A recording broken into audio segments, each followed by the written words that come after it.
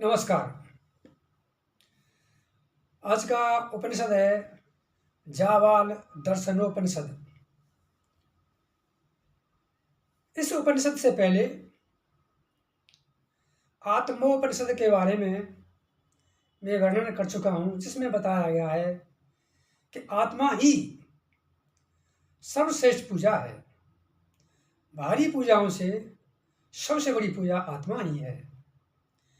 यानी हमारा जो शरीर है यही शिवालय है, इसके अंदर ही परम तत्व विद्यमान है, उसकी पूजा ही सबसे बड़ी पूजा है। और इसी तरीके से आज के जो उपनिषद है जाबाल दर्शनोपनिषद, इसके अंदर शरीर के अंदर होने वाली अनेकों क्रियाएं, जिसमें योग क्रियाएं, प्राणायाम, नाड़ी शोधन, आत्मशोधन और अपने अष्टांग योग, प्राणायाम की विधियां, अनेक तरह का वर्णन है। तो आज इस उपनिषद के अंदर जो हम वर्णन करने जा रहे हैं, उसके अंदर शरीर के अंदर होने वाली अनेक क्रियाओं को उपनिषद के अनुसार अगर हम करते हैं तो निश्चित रूप से व्यक्ति आत्म तत्व को जानने में सक्षम हो जाता है। और आत्म तत्व का अनुभव करने से जो बंधनों, कर्म बंधनों का व्यक्ति, ये जीव जो कर्म बंधनों से बंधा हुआ है, उससे मुक्ति की ओर अग्रसर होने लगता है। तो हमारा शरीर ही सब कुछ है। अब इसके अंदर जो उपनिषद के अंदर वर्णन किया गया है, इस उपनिषद को सामवेद से लिया गया है। इसमें कुल 10 खंड हैं। इसमें विष्णु अवतार दत्तात्रेय और उनके शिष्य सांकृति के बीच अष्टांग योग के विषय में प्रश्नोत्तर का वर्णन है। तो इसमें जो 10 खंड हैं, पहले खंड के अंदर योग के 8 अंगों तथा 10 यमों का वर्णन है, पहले खंड के अंदर। द्वितीय खंड में 10 नियमों का वर्णन है। तृतीय खंड के अंदर 9 प्रकार के यौगिक आसनों का वर्णन है। चतुर्थ खंड के अंदर इसमें नाड़ियों का परिचय तथा आत्म तीर्थ और आत्मज्ञान की महिमा का वर्णन है। पंचम खंड में इसमें नाड़ी शोधन की प्रक्रिया एवं आत्मशोधन की विधि का वर्णन किया गया है। छठवें खंड में इसमें प्राणायाम की विधि, उसके प्रकार, फल तथा प्रयोग का वर्णन है। सातवें खंड के अंदर इसमें प्रत्याहार के प्रकार और उसके फल का वर्णन किया गया है। 8वें और 9वें खंड में इनमें धारणा तथा ध्यान का वर्णन किया गया है। तो अंतिम यानी 10वें खंड में इसमें समाधि अवस्था का वर्णन है। तो ये सारी अवस्थाएं शरीर के अंदर ही हैं। मनुष्य इन सब को सुचारू रूप से वेदों और उपनिषदों के हिसाब से करता है तो वो ब्रह्म तत्व यानी परम तत्व को जानने में सक्षम हो जाता है। और इसके बाद जीव इस जन्म मरण के बंधन से मुक्त हो जाता है। तो इस तरीके से आज का जो उपनिषद है अत्यंत ही महत्वपूर्ण है। अब आगे इसके अंदर जो व्याख्या की गई है वो इस प्रकार है।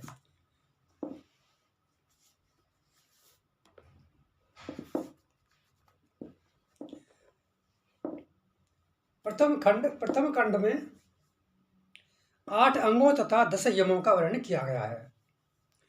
समस्त भूत प्राणियों के पालक चतुर्भुज भगवान विष्णु योगीराज भगवान दत्तात्रेय के रूप में प्रादुर्भूत हुए। भगवान दत्तात्रेय जी योग साम्राज्य के अधिपति रूप में दीक्षित हैं। उनके शिष्य मुनि श्रेष्ठ सांकृति नाम से प्रख्यात हैं। वे गुरु के परम भक्त हुए। उन्होंने एक दिन एकांत में अपने गुरुदेव से विनयापन्नत होकर पूछा, हे भगवान, अष्टांग योग का मेरे लिए सविस्तार वर्णन कीजिए, जिसे जानकर मैं जीवन मुक्त हो सकूं। तो जो गुरु हैं उनके दत्तात्रेय, वो कहते हैं, हे ब्राह्मण, यम नियम आसन प्राणायाम प्रत्याहार धारणा ध्यानी तथा समाधि ही योग के 8 अंग हैं।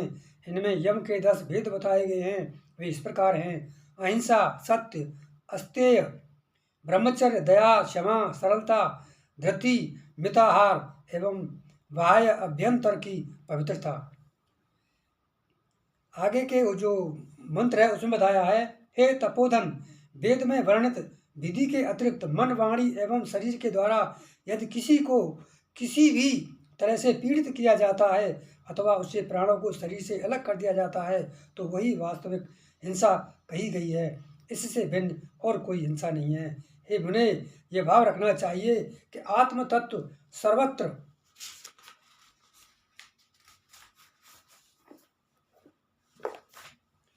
व्याप्त है। शस्त्र आदि के द्वारा वह नष्ट नहीं हो सकता। हाथों या अन्य इंद्रियों के द्वारा भी आत्मा का ग्रहण होना असंभव ही है। अतः इस तरह से जो श्रेष्ठ बुद्धि है उसे ही वेदांत के मर्मज्ञ विद्वानों ने श्रेष्ठ हिंसा कहा है। हे संकृते, चक्षु आदि इंद्रियों के माध्यम से जो जिस रूप में देखा, सुना, सूंघा और समझा हुआ विषय है उसको उसी रूप में वाक इंद्रिय के द्वारा या फिर संकेत आदि के द्वारा कहना ही सत्य है। इसके अतिरिक्त सत्य का कोई और भी प्रारूप नहीं है। सभी कुछ सत्य रूप पर ब्रह्म परमात्मा ही है। परमात्मा के अतिरिक्त अन्य कोई दूसरा वस्तु नहीं है। इस तरह का जो दृढ़ निश्चय है उसी को वेदांत ज्ञान के विशेषज्ञों ने सर्वश्रेष्ठ सत्य बताया है। दूसरे व्यक्ति के रत्न, आभूषण, सुवर्ण अथवा मणि, मुक्तक आदि से लेकर तृण आदि के लिए मन में भी कभी प्राप्त करने की इच्छा न करना। दूसरों की बड़ी अथवा छोटी वस्तु के लिए मन में कभी लोभ लालच न लाना ही अस्तेय है। विद्वजनों ने इसी को ही अस्तेय अर्थात चोरी न करना कहा है। ये मुने, इस संसार के समस्त व्यवहारों में अनात्म बुद्धि रखकर आत्मा से दूर रखने का जो भाव है उसी को आत्मज्ञानी जनों ने अस्तेय कहा है। मन, वचन एवं शरीर के द्वारा स्त्रियों के सहवास का त्याग, ऋतुकाल में मात्र अपनी ही पत्नी से संबंध रखना ब्रह्मचर्य कहा गया है। या फिर काम, क्रोधादि रिपुओं को कष्ट पहुंचाने वाले मन को पर ब्रह्म अविनाशी परमात्म तत्व के ध्यान में लगाए रखना सबसे श्रेष्ठ ब्रह्मचर्य है। समस्त भूत प्राणियों को अपनी ही भांति जानकर उनके प्रति मन, वचन एवं शरीर द्वारा आत्मीयता का अनुभव करना अर्थात अपनी ही तरह उनके दुखों को दूर करने तथा अधिक से अधिक सुख पहुंचाने के प्रयास करना ही वेद वेत्ता विद्वजनों के द्वारा दया बताई गई है। पुत्र, मित्र, स्त्री, रिपु एवं स्व आत्मा में भी सदैव मन का समान भाव रखना ही आर्जव यानी सरलता है।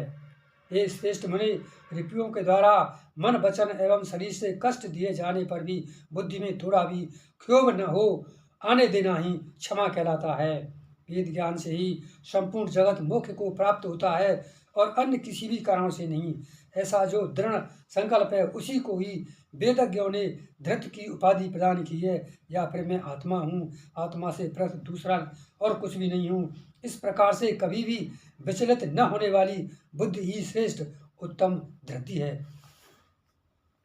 अल्प मात्रा में शुद्ध सात्विक भोजन ग्रहण करना, पेट के 2 भाग भोजन से, तृतीय भाग को जल से तथा चौथे भाग को वायु के लिए खाली छोड़ना ही योग मार्ग के अनुकूल भोजन है। वही मिताहार कहलाता है। हे महामुने, अपने शरीर के मल को मिट्टी एवं जल से परिमार्जित किया जाता है। इस कृत्य को बाह्य शौच कहते हैं और मन के माध्यम से श्रेष्ठ पवित्र भावों का जो चिंतन मनन किया जाता है उसे मानसिक शौच कहा गया है। इसके अतिरिक्त विद्वजन, मैं शुद्ध आत्मा हूँ, इस श्रेष्ठ ज्ञान को ही शौच कहते हैं। यह शरीर अंत एवं बाह्य दोनों ओर से ही अत्यंत मलिन है और शरीर को धारण करने वाला आत्मा अत्यंत पवित्र मल रहित है। इस प्रकार देह और आत्मा के अंतर का ज्ञान प्राप्त हो जाने पर फिर किसको पवित्रतम बनाया जाए। ये श्रेष्ठ वृत्ति मुने, ज्ञान रूप पवित्रता को बढ़ाकर जो साधक केवल बाहरी पवित्रता में ही रमा रहता है वह स्वर्ण का त्याग करके मिट्टी के ढेलों का संग्रह करने वाली मूर्ख की ही भांति है। जो योगी ज्ञान रूप अमृत से तृप्त एवं कृतार्थ हो जाता है उसके लिए इस जगत में कोई भी कर्तव्य विशेष नहीं रहता और यदि रह जाता है तो वह तत्ववेत्ता नहीं है। आत्मज्ञानी महान आत्माओं के लिए तीनों लोकों में भी कहीं कोई कर्तव्य नहीं है। अतः हे मुनीश्वर, तुम सभी तरह से प्रयत्न करके अहिंसा आदि साधनों के माध्यम से अनुभवयुक्त ज्ञान को प्राप्त करके आत्मा को अविनाशी ब्रह्म के रूप में जानो। ये प्रथम खंड के अंदर इतना वर्णन किया गया है। अब द्वितीय खंड के अंदर 10 नियमों का वर्णन है। तप, संतोष, आस्तिकता, दान, ईश्वर की पूजा, लज्जा, जप, मति, व्रत एवं सिद्धांत, श्रवण करना, ये 10 नियम बताए गए हैं। वेद में वर्णित कृच्छ, चंद्रायण आदि व्रतों के द्वारा शरीर क्षीण करने को ही विद्वजन तप कहते हैं।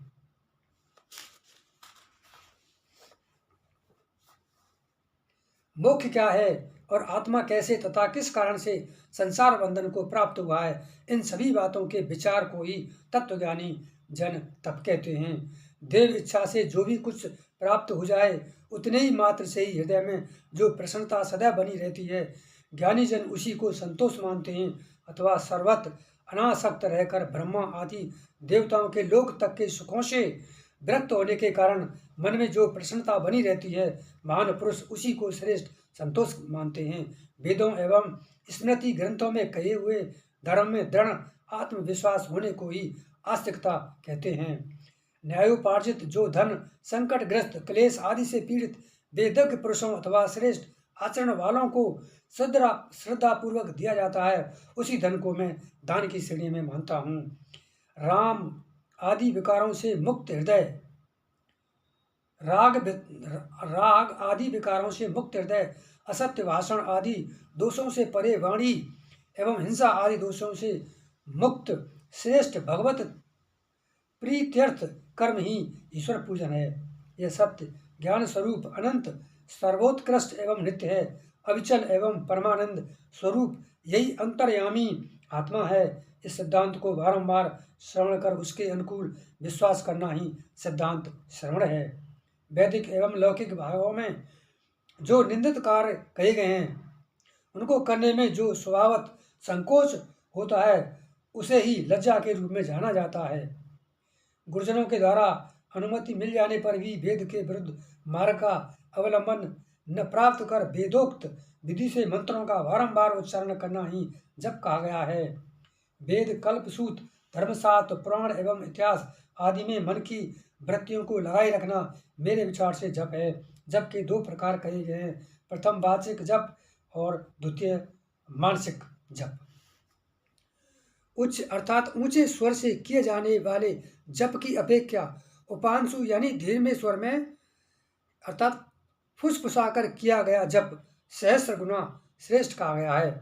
इसी तरह उपांशु की अपेक्षा मानसिक जप सहस्र गुना अधिक उत्तम कहा गया है।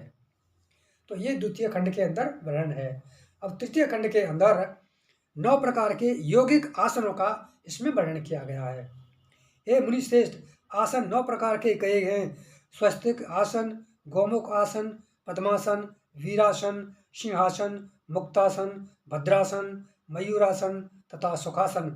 घुटनों एवं जांघों के मध्य में अपने दोनों पैरों को भली भांति रखकर ग्रीवा, मस्तिष्क एवं शरीर को समान भाव से बनाए रखना ही स्वस्तिक आसन कहा जाता है।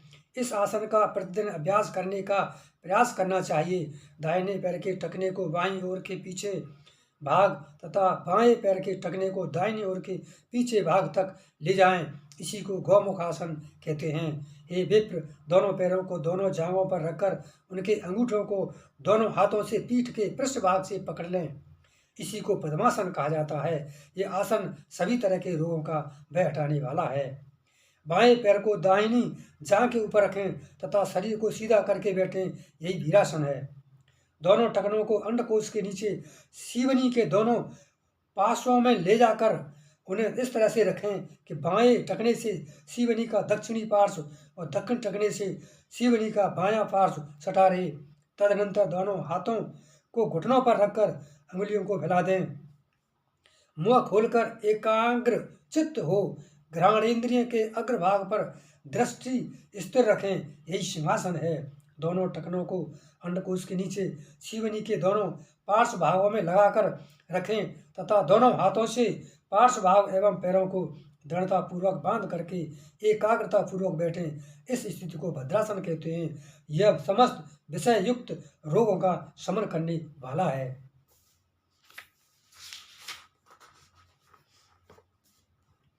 सीवनी की सूक्ष्म रेखा को बाएं टखने से दबाकर दाएं टखने से बाएं को दबाने पर मुक्तासन होता है।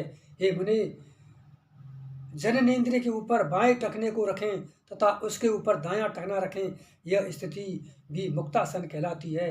ये मुनि श्रेष्ठ, अपनी दोनों हथेलियों को भूमि पर रखकर कोहनियों के अग्रभाग को नाभि के दोनों पार्श्वों में लगाएं। तत्पश्चात सिर एवं पैरों को ऊंचा करके आकाश में दंड के सदृश स्थित हो जाएं। यह मयूर आसन है, जो सभी तरह के पापों को विनष्ट करने वाला है। जिस किसी भी तरह से बैठने में सुख एवं धैर्य बना रहे, वो आसन ही सुखासन है। असक्त साधकों को इसी सुखासन का ही आश्रय लेना चाहिए। जिसने इन आसनों को जीत लिया, उसने संपूर्ण त्रिलोकी को अपने बस में कर लिया। अतः हे सांकृत्य, इसी विधि से योग के द्वारा युक्त होकर तुम सदा ही प्राणायाम किया करो।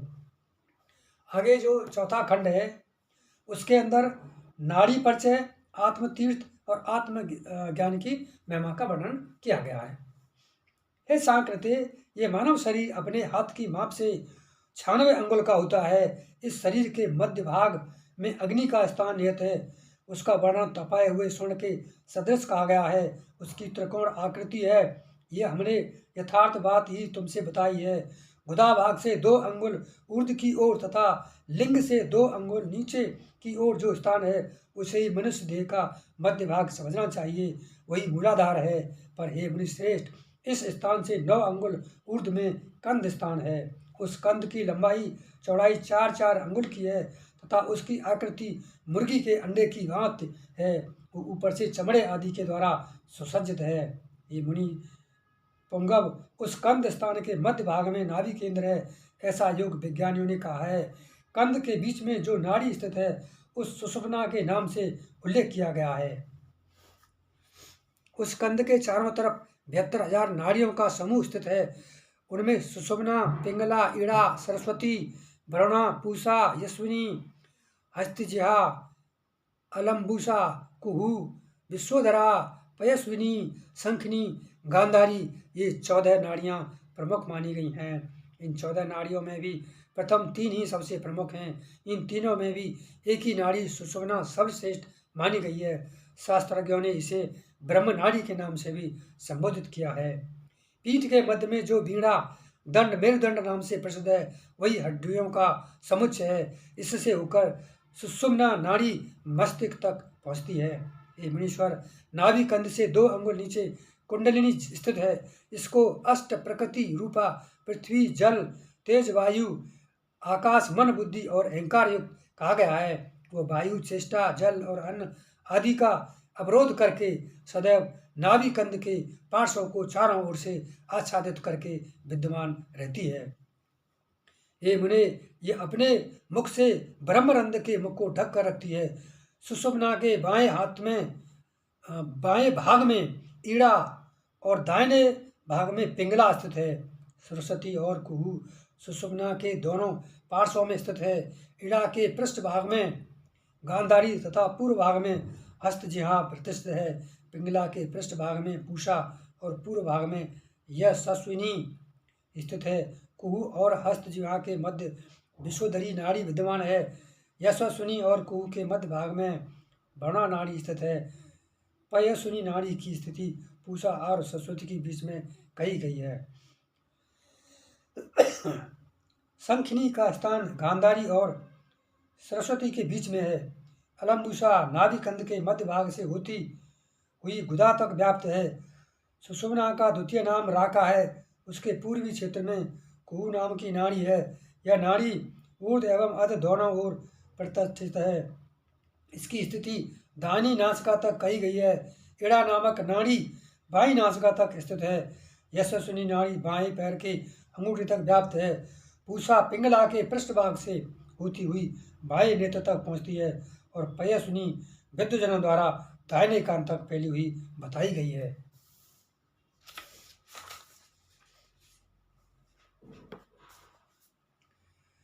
सरस्वती नाड़ी ऊपर की ओर जिह्वा तक व्याप्त है।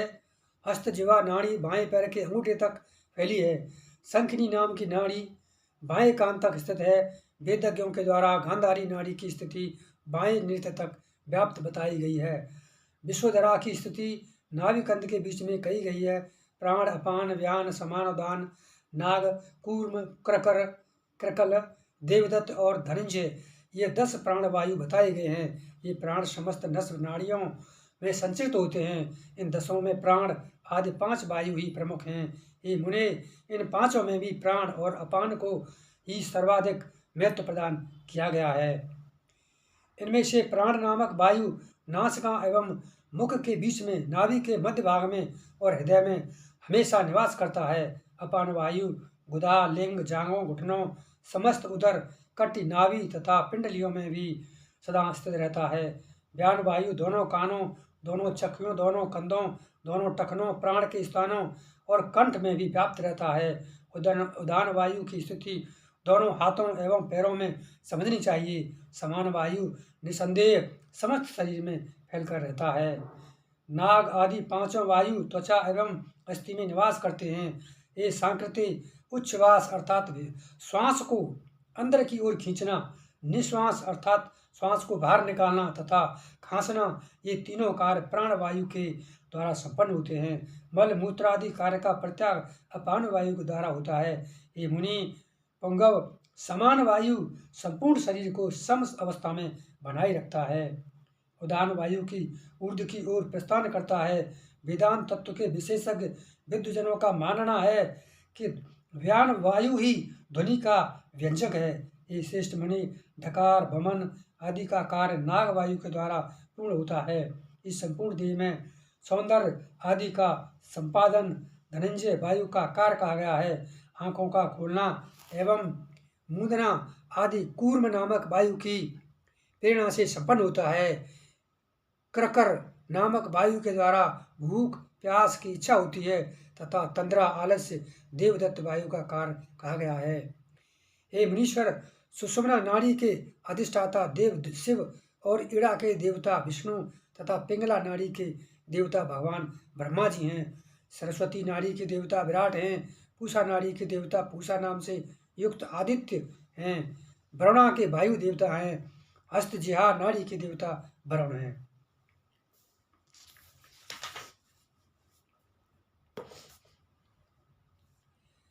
भाव तीर्थ ही सबसे उत्तम तीर्थ है। पत्नी एवं पुत्री दोनों का ही आलिंगन किया जाता है, किंतु दोनों में भावना का बहुत अधिक अंतर होता है। पत्नी का आलिंगन दूसरे भाव से और पुत्री का आलिंगन दूसरे भाव से किया जाता है। योगी मनुष्य अपने आत्मा के तीर्थ में ज़्यादा से ज़्यादा विश्वास एवं श्रद्धा रखने के कारण जल से पूर्ण तीर्थों एवं काष्ठ आदि से विनिर्मित देव प्रतिमाओं की शरण नहीं प्राप्त करते। बाह्य जगत के तीर्थ से अंत क्षेत्र के तीर्थ अति श्रेष्ठ हैं। ये महातीर्थ हैं। इन आंतरिक तीर्थों के समक्ष अन्य सभी तीर्थ व्यर्थ हैं। शरीर के अंदर निवास करने वाला प्रदूषित चित्त बाहर के तीर्थों में गोते लगाने मात्र से पवित्र नहीं होता। इसी शरीर में भगवान शिव के रूप में परमात्म सत्ता विद्यमान है। इन भगवान शिव को न जानने वाला मूढ़ अज्ञानी मनुष्य तीर्थ, दान, जप, यज्ञ, काष्ठ एवं पत्र में ही सदैव भगवान को ढूंढता रहता है। योगी मनुष्य अपनी आत्मा में ही भगवान शिव का दर्शन करते हैं, प्रस्तर, खंड एवं काष्ठ से विनिर्मित प्रतिमाओं में नहीं। अज्ञानी मनुष्यों के हृदय में भगवान शिव के प्रति भावना जागृत करने के लिए ही प्रतिमाओं की कल्पना की गई है। तो इस तरीके से इसमें चौथे खंड में बढ़ा है। आगे का जो 5वां खंड है उसके अंदर नाड़ी शोधन तथा आत्मशोधन की विधियां बताई गई हैं। साकृति ने भगवान दत्तात्रेय जी से पुनः प्रश्न किया, हे भगवान, हे ब्राह्मण, नाड़ी शोधन की क्या प्रक्रिया है, यह मुझे ठीक तरह से एवं अति संक्षेप में बताइए, जिससे कि मैं नाड़ी शुद्धि पूर्वक सदाई परमात्म तत्व का ध्यान करते हुए इस जीवन से मुक्ति प्राप्त कर सकूं। तब भगवान दत्तात्रेय जी ने कहा, हे साकृति, मैं अति संक्षेप से नाड़ी शुद्धि का वर्णन आपके सम्मुख करता हूँ। शास्त्रादि के विधि वाक्यों द्वारा जो भी कर्म कहे गए हैं उनके प्रति कर्तव्य बुद्धि से संलग्न रहना चाहिए। कामना एवं फल प्राप्ति के संकल्प को त्याग देना चाहिए। योग के यम आदि 8 अंगों का उपयोग करते हुए शांत एवं सत्य परायण रहना चाहिए। अपने आत्मा के ध्यान में सतत लगा रहे तथा ज्ञानी विद्वजनों की सेवा में उपस्थित होकर उनसे भली भांति शिक्षा प्राप्त करनी चाहिए।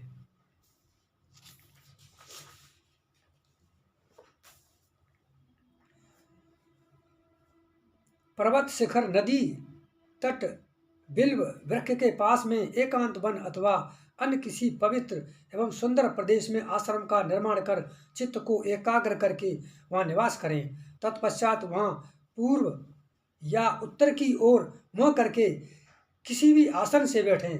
ग्रीवा मस्तक शरीर को समान भाव से रखकर मुख बंद किए हुए ठीक प्रकार से स्थित हो जाएं।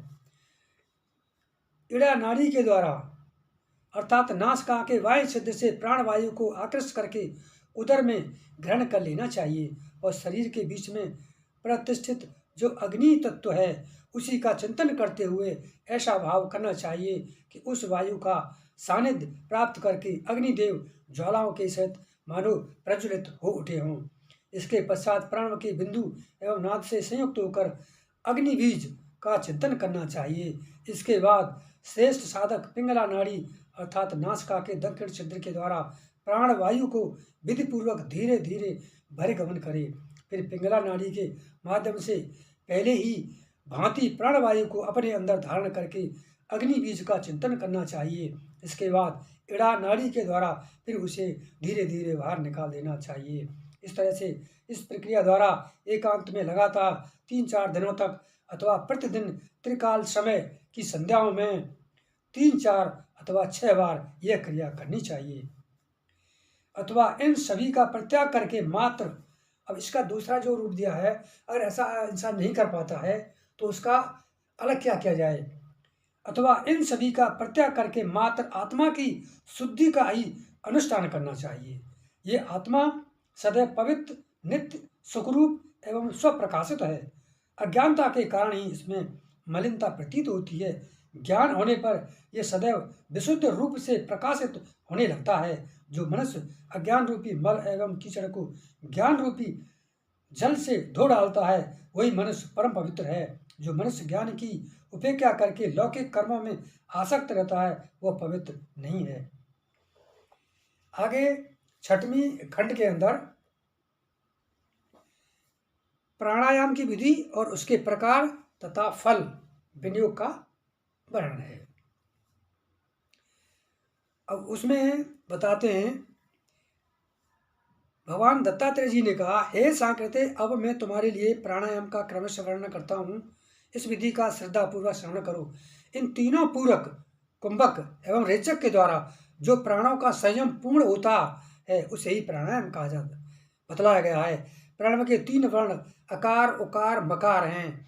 उन्हें क्रमशः पूरक, रेचक और कुंभक से समानता रखने वाला कहा गया है।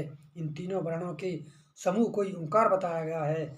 इस कारण से प्राणायाम भी प्राणायाम रूपी ही है।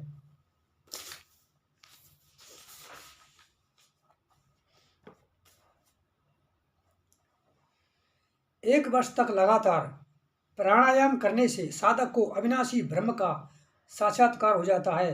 अतः प्राणायाम का नित्य ही अभ्यास किया जाना चाहिए। जो पुरुष योग के अभ्यास में संलग्न रहकर सदैव अपने ही धर्म के पालन में लगा रहता है वह पुरुष प्राणायाम के द्वारा ही सद्ज्ञान रूपी प्रकाश को प्राप्त करके संसार सागर से मुक्त हो जाता है।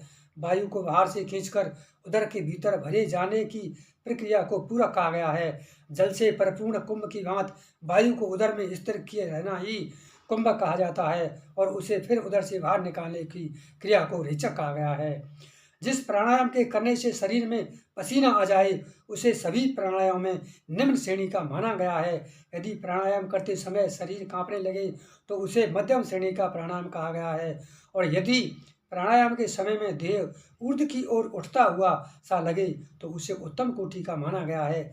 जब तक ऊपर की ओर उठने की अनुभूति वाले प्राणायाम की स्थिति प्राप्त न हो जाए तब तक पूर्वोक्त विधि से दोनों तरह के प्राणायामों का ही अभ्यास करता रहे। उपर्युक्त उत्तम श्रेणी के प्राणायाम की पूर्ण हो जाने पर ज्ञानी मनुष्य सुखी हो जाता है।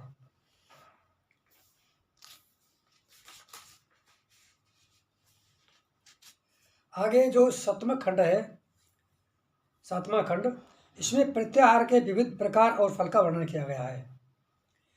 मनुष्य जो कुछ भी देखता है वो सब ब्रह्मा ही है।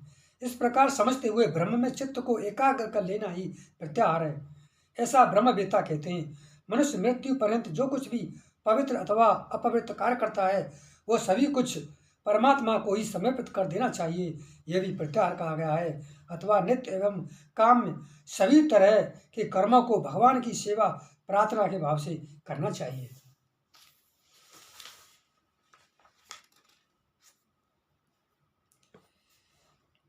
ज्ञानी पुरुष चित्त को एकाग्र करके शरीर से आत्मबुद्धि को अलग कर उसे खुद ही निर्द्वंद एवं निर्विकल्प स्वरूप में अपने अंतरात्मा में स्थित करें।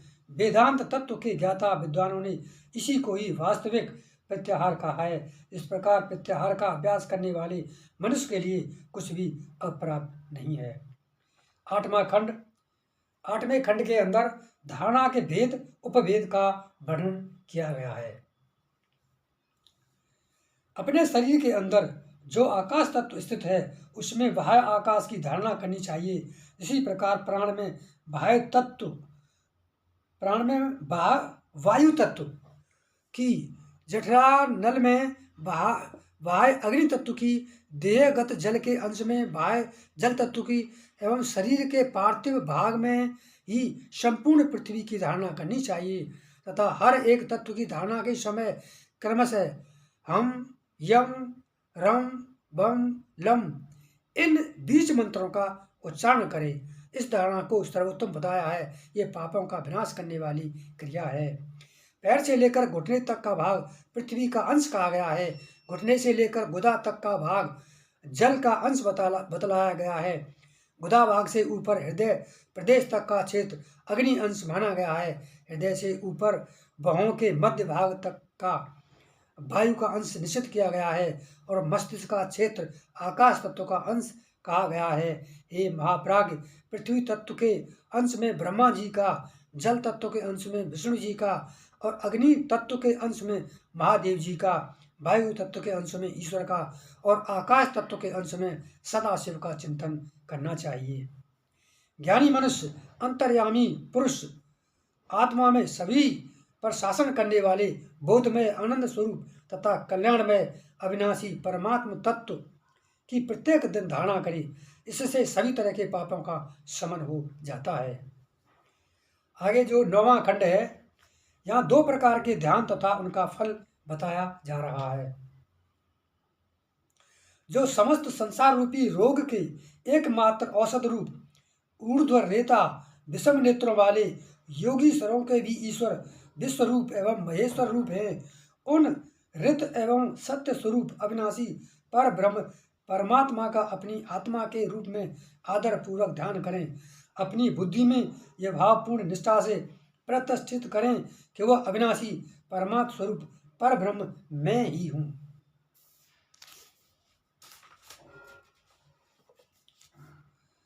जो सत्य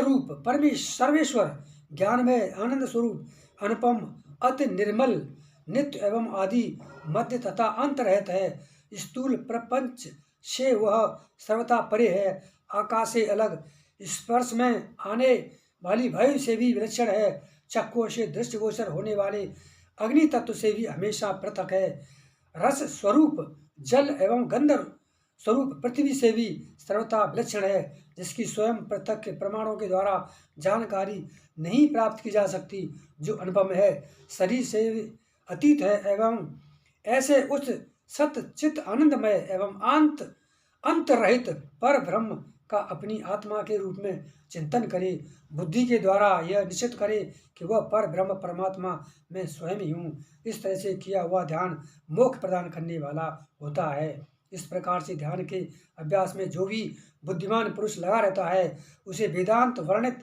ब्रह्म तत्व का निसंदेह ही विशेष ज्ञान प्राप्त हो जाता है। इसमें कुछ भी संशय नहीं है। अब अंतिम खंड यानी 10वां खंड, इसके अंदर समाधि और उसके फल का वर्णन किया गया है। परमात्मा तथा जीवात्मा के एक ही भाव के संबंध में निश्चयात्मक बुद्धि का प्राकट्य होना ही समाधि है। यह आत्मा अविनाशी, नित्य, सर्वव्यापी, एकरस एवं सर्वदोषहीन है। यह एक होते हुए भी माया द्वारा उत्पन्न हुए भ्रम के कारण इसकी पृथक पृथक प्रतीति होती है। यथार्थ में उसमें कोई भी भेद नहीं है। इस कारण केवल अद्वैत ही सत्य स्वरूप है। प्रपंच या संसार नामक कोई भी वस्तु नहीं है। जिस प्रकार आकाश को घटाकाश एवं मठाकाश भी कहा जाता है, उसी प्रकार अज्ञानी मनुष्य एक ही परमात्मा को जीव एवं ईश्वर इन दो रूपों में मानते हैं। न मैं शरीर हूँ, न प्राण हूँ, न इंद्रिय समूह हूँ, न ही मैं मन हूँ। सदैव साक्षी रूप में स्थित होने के कारण मैं एकमात्र शिव स्वरूप परमात्म तत्व हूँ। हे श्रेष्ठ मुने, इस प्रकार की जो श्रेष्ठ निश्चयात्मिका बुद्धि है, उसी को यहाँ समाधि कहा गया है। मैं ही वह परमेश्वर हूँ, संसार के बंधनों में पड़ा हुआ जीव नहीं हूँ। अतः मुझसे भिन्न किसी वस्तु का किसी भी काल में अस्तित्व नहीं रहा। जिस प्रकार फेन और लहरें समुद्र से उठते ही फिर समुद्र में विलीन हो जाती हैं, उसी प्रकार यह जगत मुझसे ही प्रकट होता है और मुझ में ही विलीन हो जाता है। इसलिए सृष्टि का कारणभूत मन ही मुझसे पृथक नहीं है। इस जगत और माया का भी मुझसे भिन्न अस्तित्व नहीं है। जब समाधिस्थ पुरुष परमात्मा से एकत्व प्राप्त करके अपने से अलग किसी भी भूत प्राणी को नहीं देखता, तब वह केवल परमात्म रूप से ही प्रतिष्ठित हो जाता है। जब पुरुष केवल अपनी आत्मा को ही परमार्थ सत्य स्वरूप में देखता है, संपूर्ण विश्व को माया का विलास मात्र मानता है, तब वह परमानंद को प्राप्त कर लेता है। तो आज का जो उपनिषद है, इसमें अनेकों प्रकार की साधनाओं का वर्णन है, योग क्रियाओं का वर्णन है, नाड़ी शोधन है, और जितनी हमारी 72,000 नाड़ियाँ, उन सब का इसमें विभिन्न तरीके से वर्णन किया गया है। तो आज के उपनिषद को मैं यही समाप्त करता हूँ। नमस्कार।